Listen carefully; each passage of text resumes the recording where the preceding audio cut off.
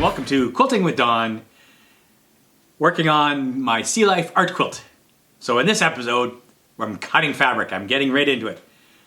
But first, I'll bring up to date on a couple other projects, quilting projects that I've done in the last couple weeks.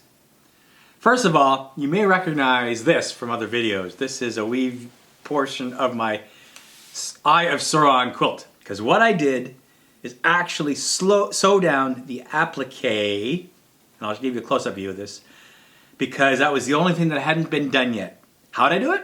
I used free motion quilting on my regular Singer Confidence Quilter sewing machine. So let me show you how it came up, because I think it actually adds to the quilt. So here's a portion. This is one of the 4 dark speech scripts, and I'll get in close so you can see the actual stitching that I added using free motion. All I did is follow the shape, the gold shape around using gold thread. It came out really good, eh? And then I cheated a little bit because I used gold thread both for the top thread and in the bobbin. And on the back side, I'm not going to show you, but the gold was clearly visible. I didn't like the look. So following Carolyn's recommendation, I took a dark, in fact a black fabric marker, and I colored all the gold thread on the back side so it disappeared. And the back side looks perfect now too. So that was project number 1. The second project I did involved a sew day at one of Carolyn's quilting friends nearby. So I joined for the first time, I think there was 8 or 9 of us, all gathered in one spot, having a nice friendly chat while we were working on our various projects. I thoroughly enjoyed it. I was a little intimidated because, well, you know me, I'm relatively new at this thing, and all these other ladies are pros with quilting.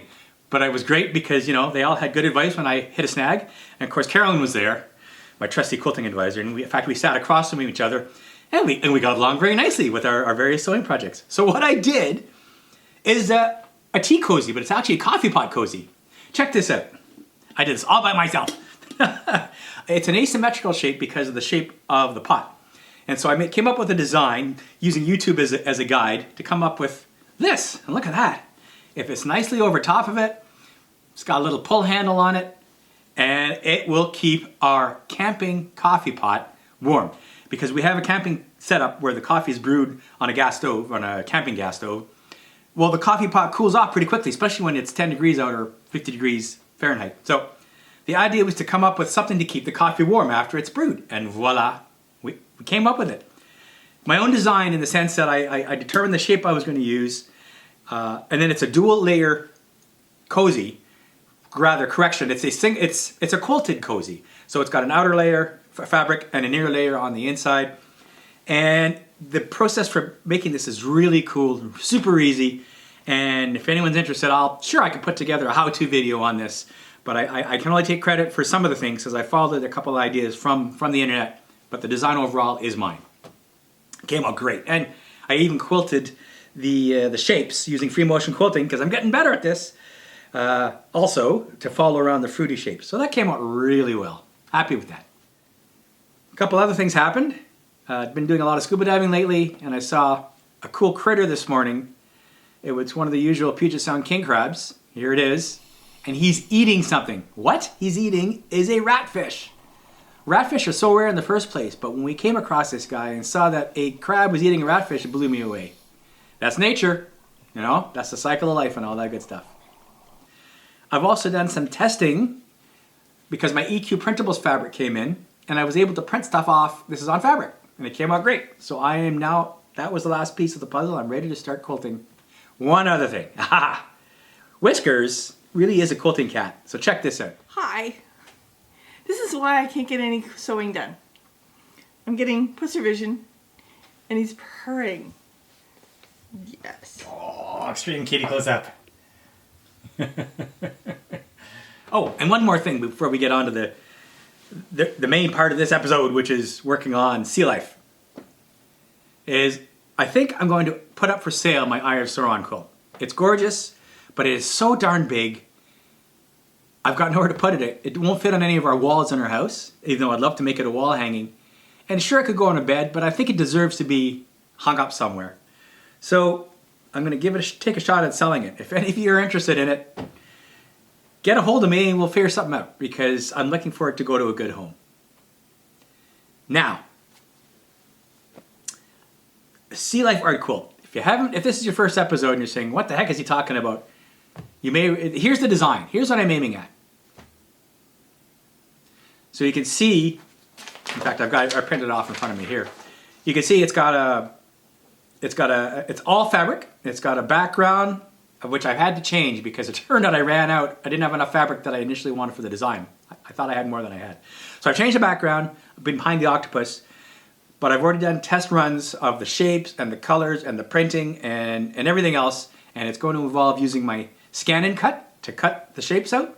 It's going to involve using my printer to print some of these shapes, and then just layering the fabric with fusible web, which I also got. I'm going to use Pellon's Wonder Under, which works very well with the ScanNCut.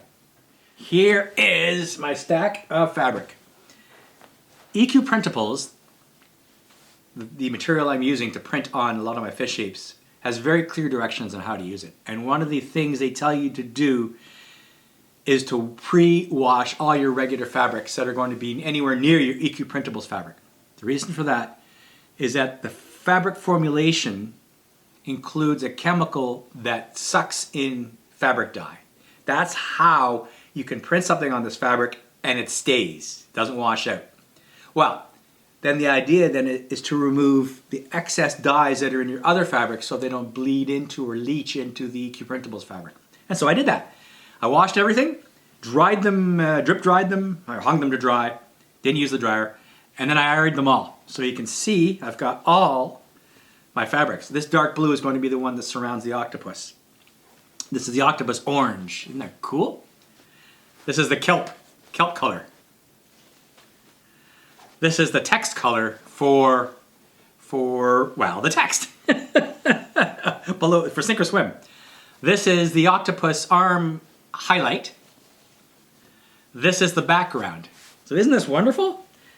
And then of course all the fish are getting printed. Oh, I forgot to highlight. This is my cool coral fabric that goes on the bottom of the design. I love it. And then this one is the water on the top. Okay. Let the cutting and printing begin. I've set up my studio, and I'll say my studio because this one is upstairs away from Carolyn's studio, which is all for the right reasons. And it also gives me more space too. To your left, you see the ironing board and the ScanNCut. All my fabric in the foreground, and the background, my trusty Singer Confidence Quilter sewing machine. And then to the right, I've got a cutting and layout area for fabric, so I'm going to build the quilt to the right there. So I'm ready to go. I've even printed off all my fish pictures on the EQ Printables fabric. They came out really good. You know, fish, critters, and so on. Now, after studying my design very closely, I'm going to break this laying and cutting of fabric into 3 phases, military style. First phase, the background. This includes the background water, the sea bottom with the coral, and the surface reflection on the top. Second phase, build the octopus and the accompanying sink or swim text. So that's going to be a separate unit that I will build together and then place onto the background. And then the third phase is cut out all the fish and glue them down to the fabric with the fusible web. I'm even going to use the ScanNCut for the fish. I've already tested it and it works. All right, so I've done a bit of fabric prep. This is my water background fabric. I've cut it to just a bit more than my 36 by 24 inch size. There will be shrinkage when you quilt it. I just gave myself a bit of extra padding just cuz. Then I prepared my 2 strips that are going to go on top of it, but I haven't cut them yet. I mean, I haven't cut them to shape yet. But here's, oops, that's upside down. Here's the coral. It'll go along the bottom. And I've cut it wide enough that it'll fit the design. And here's my water at the top. So, if you look at the design, clearly now I'm going to cut the coral to match this shape, give or take. And same for the surface reflections. I took my design and I marked out for redrawing these curves on my paper design where I'm going to put them on here, on the actual 36 inch wide strip. So I just used my program to determine the coordinates for each inflection point, if you will, of the curve. Sorry, it's getting a little geeky, and I'm going to reproduce that here. But in the process of doing that, I thought, you know what?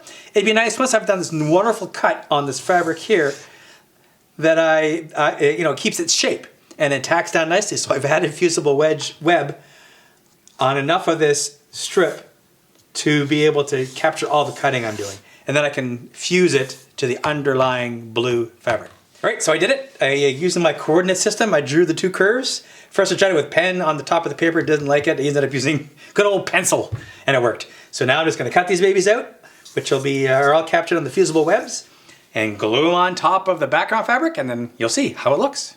Phase 1 is complete. I fused the bands to the fabric, and then I went with my sewing machine and I stitched on the very edge with a thread color, medium blue, that blends in. So I went all the way around. So this is ready now for the octopus, which I will now use the ScanNCut and make. All right, nothing is glued down yet, but you can see how the octopus has come out, and I love it. It's not perfect because it's not glued down, so I do have to do some fussy placement. But you can see I've got the dark blue outline, which seems to work well. The cool blue fabric that does highlight the, if you will, the suckers of the arms on the octopus, and then the octopus itself with the orange. So I'm going to finish the octopus as a unit, and to do that I'm going to use some 505 to tack the blue down to a nice even surface, and then apply layer at a time, the lighter blue and then the orange. And I'm going to probably do some trimming on the blue so I don't have to be too fussy where the orange is supposed to go exactly over top of the blue, like on the head and on the smooth side of each arm. But you can see everything is now glued down that you see here. It hasn't been stitched yet. Octopus and text came out excellent. Look at how it interleaves, isn't that gorgeous? Kelp, I love the texture on the fabric. Moving right along, I have printed on the EQ printables all the fish and critters that are now going to work for the quilt top, and that's going to be simply adding fusible web to the back of each of these 8.5 by 11 sheets of fabric, using the ScanNCut to scan each image and then cut it out. It works that well. So I don't have to do fussy cutting. The machine is going to do it. That's the plan. ScanNCut is now cutting out my ratfish. It's working great. So I've scanned and cut all the fishies, and here they are all now glued down using my Pellon Wonder Under fusible web to the quilt. Oh, I've got a few spots here. So learned a couple things about the ScanNCut in this process, and that is that it needs to be calibrated, because where the scanner said the image was and where the cutter went to cut was just out by maybe not even a 1/16 of an inch, but it was out. So what I had to do then afterwards is, because everything was just offset just a little bit, I had to go around the edges of some things and cut out the extra white. There's just a whisker left of white in some spots, but it's okay. Now, you can see here, I've chosen some thread colors to go around, because now I'm going to sew down every object to the back. To the background. So I've got the orange, yellow. Carolyn says that's yellow, but it works close enough for the orange. I've got the green for the kelp. I got the neutral gray for, say, to see the sea lion and the wolf eel. I've got the red to go around the text. And I might have to get a little creative. Some of the other colors. We'll cross that bridge. Ready to start free motion sewing all the critters and octopus and text down. I'm going to start with the red text because it's the simplest. Still going to do a free motion even though it's a lot of straight lines.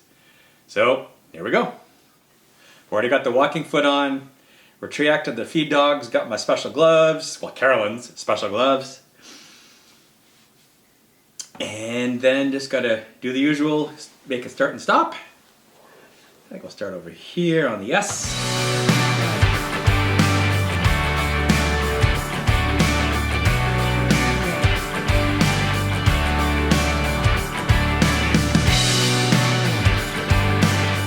I have been doing one heck of a lot of free motion sewing since I last checked in. In fact, I'm almost done. I've sewn all the octopus, all the letters, almost all the critters. I've got the last stretch of the lingcod to do right now.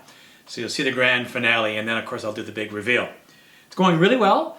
I probably have 7 or 8 different colors of threads I've been using, from pink and red and yellow and orange and gray and blue and green. That's the ones I can think of. Oh, and amber as well. So those are the ones that come to mind. I'm almost done, and then I'll show you how it came out. Here we go. Got my handy dandy gloves on. I've already set up the machine, and what I've been doing, in fact, I'll just point this out, is it's like I'm pretending I'm using a long arm machine in the sense that I'm pulling the bobbin thread up to the upper surface every time, both when I start and when I finish. And then what I do to close it off, I could pull the threads back through, but I'm a little lazy, so what I do is snip them really short and then use, got it around here somewhere, a thread locker. It's called Fray Block. And this I dab on to the exposed where the threads are, and it locks them in. You can't see it. It dries perfectly invisibly, and it looks great. So anyway, let's finish this Mr. Lingcod.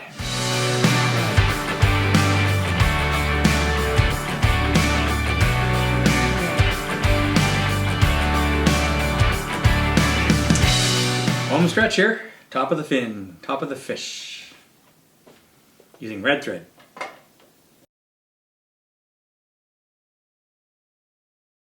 And the top is done. The flimsy is completed.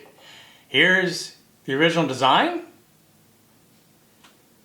And here's a picture of how it came out. Not bad, eh? Very similar. So, let's, you can see it in here, but let's do a couple close-ups so you can see some of the details. Mr. Ratfish. There's the octopus.